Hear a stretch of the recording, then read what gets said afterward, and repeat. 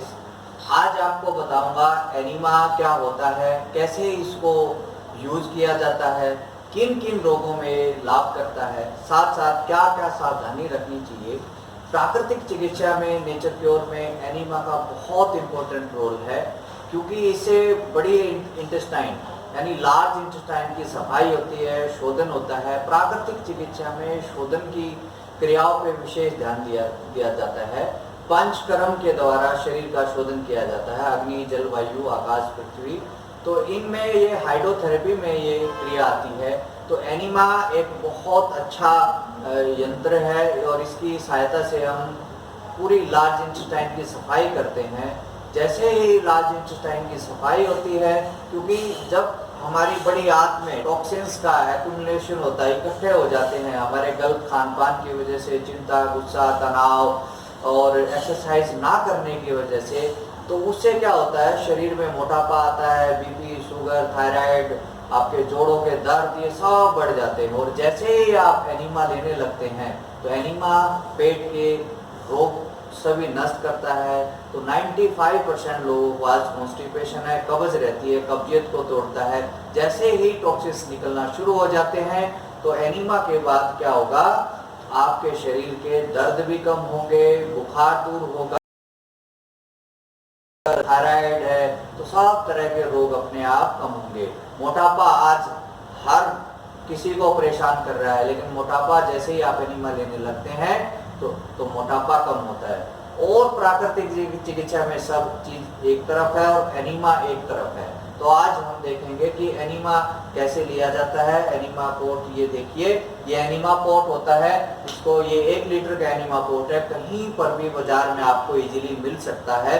अगर आप नहीं मिलता है तो आप हमें बताएं, हम आपको कुरियर से भी आपके पास ये भेज सकते हैं। तो 1 लीटर का एनीमा पोट है।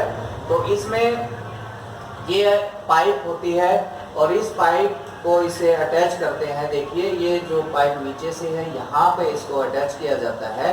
इसके अटैच करने के बाद फिर इसको एक ये कहते हैं, ये होती है पाइप, इसको आप इस पाइप के साथ यहाँ पे इसको अटैच करेंगे।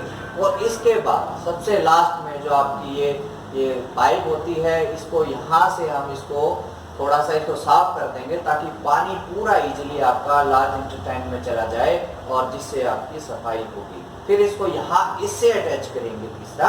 अब ये आपका एनीमा पोट आपका रेडी हो जाता है।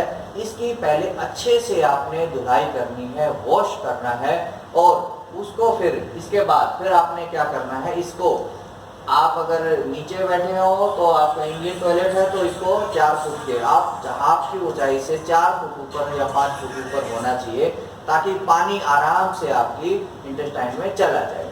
दूसरी चीज, एनीमा लेते समय जब हमें क्या ध्यान रखना है कि आपने इस पे ऑयल अप्लाई करना है, सरसों का तेल अप्लाई करना है और गुदाद्वार पे भी आपने सरसों का तेल लगाना है ताकि इजीली ये पाइप गुदाद्वार से धीरे धीरे अंदर चली जाए। सबसे पहले इसको ऊपर टांग के इसमें पानी डालेंगे। इस पानी में आप नींबू डाल सकते हो, छाछ डाल सकते हो, आंवला रस डाल सकते हो और इसमें चौलाई के पत्तों का रस, नीम के पत्तों का काढ़ा बना के और निर्गुंडे के पत्तों का काढ़ा बनाकर डाल सकते हो। अगर किसी को बहुत ज़्यादा कॉन्स्टिपेशन रहती है तो उस केस में आप इसमें कैस्टर ऑयल भी आप डाल सकते हो।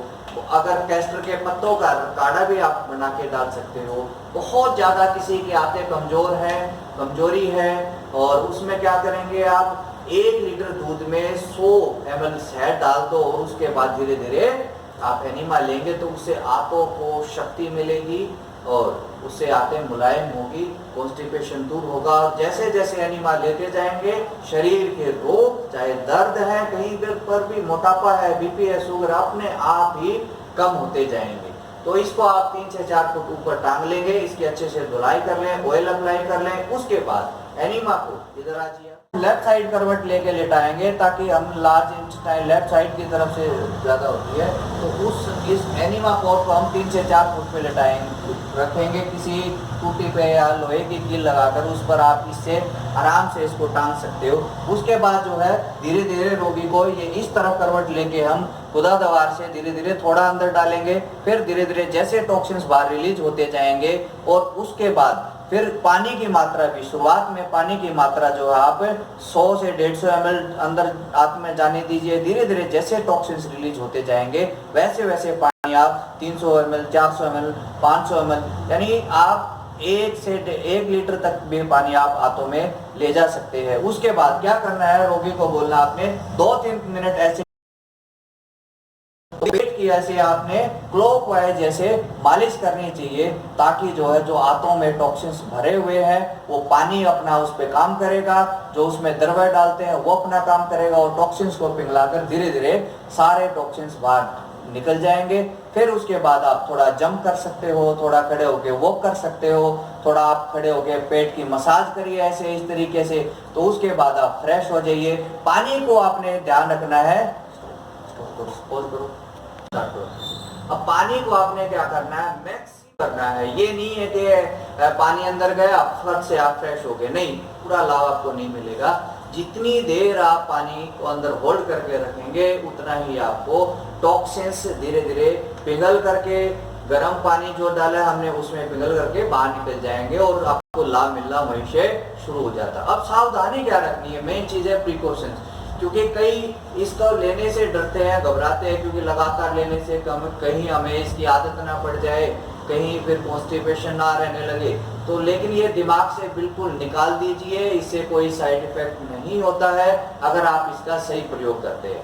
सबसे पहले सावधानी, लगातार इसको गर्म पानी से लेते नहीं रहना, बीच बीच में ठंडे पानी से लेना है।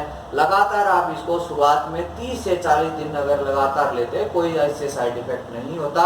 धीरे धीरे उसके बाद आप इसको सप्ताह में 3 दिन कर दें, फिर 2 दिन कर दें, फिर धीरे धीरे वीकली आप, हर हेल्दी पर्सन इसको वीकली 1 बार अवश्य ले सकता है।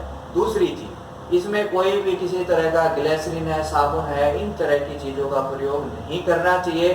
साथ साथ जो बहुत ज़्यादा कमज़ोर हैं, दुबले हैं, पतले हैं, वीकनेस है, लूज मोशन हो रखे हैं, ऐसे पेशेंट को भी एनीमा का कम प्रयोग करना चाहिए। गर्म कब लेना है, ठंडा कब लेना है, कौन सा इसमें द्रव्य डालना है, ये वात पित्त कफ के अनुसार दिया जाता है। तो एनीमा को सीख करके और एनीमा के लाभ जान करके अगर आप इसका प्रयोग करेंगे तो आपको बहुत अच्छा लाभ मिलेगा। नेचर के ओर पे विश्वास करें और नेचर को अपनाएं। योग, प्राकृतिक चिकित्सा, प्राकृतिक आहार को अपनाकर आप अपने जीवन को सुखमय बना सकते हो, स्वस्थ रह सकते हो। इसी के साथ ही आप सबका बहुत बहुत धन्यवाद। ओम शांति।